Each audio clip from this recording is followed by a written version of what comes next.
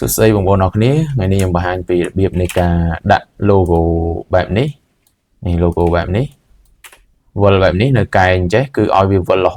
ดอจับวิดีโอบางอย่างบุตรหอจังนะแต่โลโก้จะตู้ตื้อยังทัวร์แอนิเมชันเมาส์คือใครๆตีทำแต่ปรามผมมวยวินิตีตี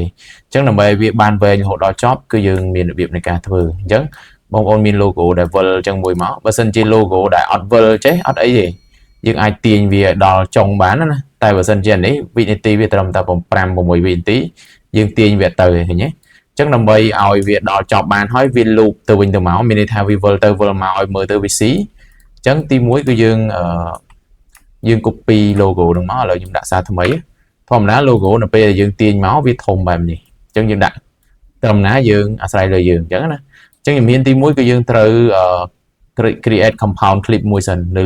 logo ហ្នឹងណាអញ្ចឹងយើង create compound clip មកបន្ទាប់មកយើង double click លើ logo ហ្នឹងអញ្ចឹងវាមានតែមួយទេរួចហើយយើងចាប់ទាញ logo នេះតម្លាក់មកខាងក្រោមហ្នឹងនេះអញ្ចឹងយើងបើយើ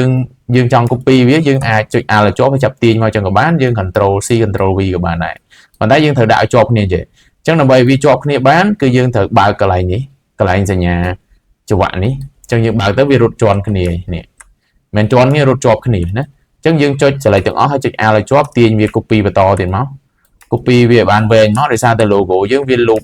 C គ្នាស្រាប់ហើយយើងធ្វើ logo animation logo ហ្នឹងគឺយើងត្រូវមើលដូចគ្នាយើងត្រូវធ្វើឲ្យវាវិលទៅវិលមកឲ្យវាស៊ីចង្វាក់គ្នានេះឃើញទេនេះវិលទៅមកជុំមកឈុំបន្តិចវិលទៀតឈុំបន្តិចវិលទៀតអញ្ចឹងពេលយើង copy ជាប់តគ្នាគឺវាវិលទៅស្អាតអញ្ចឹងណាចុះឥឡូវយើង copy បានច្រើនមកគឺវាដឹងតែជាប់គ្នាស្អាតហើយនេះដោយសារតែយើងដាក់ចង្វាក់នេះហើយតែបើយើងអត់ដាក់ចង្វាក់នេះទេយើងទាញទៅវាដាច់ចេះអញ្ចឹងណាវានៅឃ្លាតគ្នាចេះណាហ្នឹងហើយឃើញទេតែបើយើងដាក់អានេះปุ๊បគឺវារត់ចូលគ្នាតែម្ដងចឹងឥឡូវអានឹងយើងមិនបាច់ចាំផ្ទាល់ខ្វល់រឿងຂະຫນាតទំហំវាទេយើងថយមកក្រោយវិញចុចសញ្ញាព្រួញ back មកក្រោយនេះមកតោះមកវាចូលមកផ្ទាំងកិច្ចការងារយើងវិញអញ្ចឹងវានៅខ្លីដដែលអញ្ចឹងដល់ពេលដែលយើង compound មិញហើយយើងអាចចាប់ទាញវាបានឃើញទេចាប់ទាញឲ្យដល់ចប់នៅវីដេអូយើងក៏បានដែរឃើញទេនេះប៉ុន្តែទំហំຂະຫນាតមិនត្រូវទេអញ្ចឹងដើម្បីຂະຫນាតត្រូវយើងអាចចាប់ទាញសេរីកន្លែងនេះក៏បានយើងចូលកន្លែង scale នេះក៏បានហើយកន្លែង basic នេះហើយចាប់ scale វាអញ្ចឹងទៅហើយទាញទំហំຂະຫນាតដែលយើងចង់ដាក់មកអញ្ចឹងចឹងຂະຫນាតប៉ុណ្ណាដែលយើងចង់ដាក់ចឹងឧទាហរណ៍ថាຂະຫນាតប៉ុណ្នេះយើងដាក់នៅចំហ្នឹងទៅចឹងវិលគឺស្អាតហើយវិលដល់នាទីទីប្រហែលក៏ដោយក៏នៅតែឃើញស្អាតដែរគេវិលតទៅទៀតរហូតអត់ចេះចប់ទេហើយមួយទៀតបើយើងចង់ដាក់ animation វាថែមទៀតឲ្យរត់ស្អាតក៏បានយើងចុច select លើវាហើយយើងចុចកន្លែង animation ហ្នឹងមកហើយយើងយក animation in មក animation in animation ចូលយើងចង់បានបែបម៉េចឲ្យវាលោតចូលមកចឹងទៅ logo វា animation ចូលមកឲ្យឃើញស្អាតចឹងទៅអាហ្នឹងយើងអាចជ្រើសរើសតេស្តបានដោយខ្លួនឯងតាមចំណង់ចំណូលចិត្តហើយ animation អៅហ្នឹងក៏ដូចគ្នាអាហ្នឹងបើយើងចង់ដាក់វា loop ទៅរហូតហើយបើយើងចង់ដាក់វាមួយកណាត់ធំប៉ុណ្ណាយើងអាចដកវាកាត់វាចេញតាមធំហ្នឹងបាននេះយើងអាចកាត់វាចេញទៅអញ្ចឹងអានេះគឺជាលទ្ធផលនៃការធ្វើ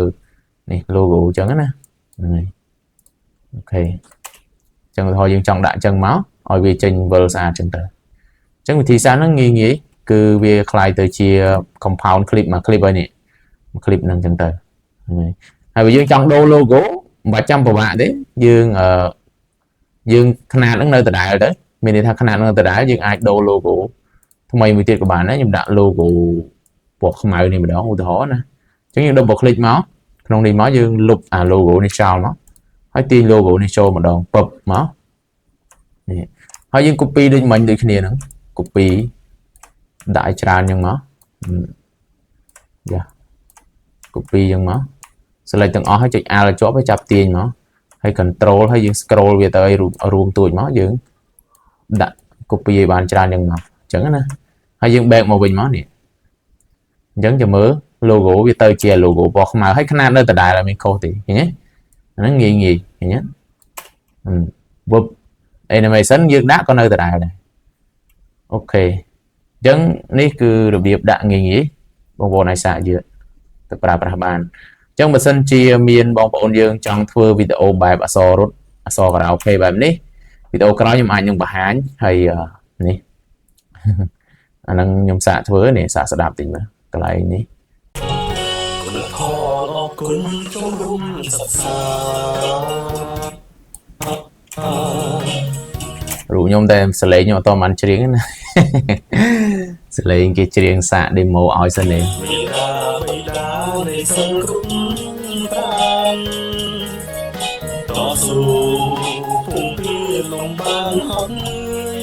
trong video cày bà sân như mình nè trong chơi chán còn bên được cày mà nhưng mình thua video của hai tại bọn miền đấy chiều của hai nhé con tràn bye bye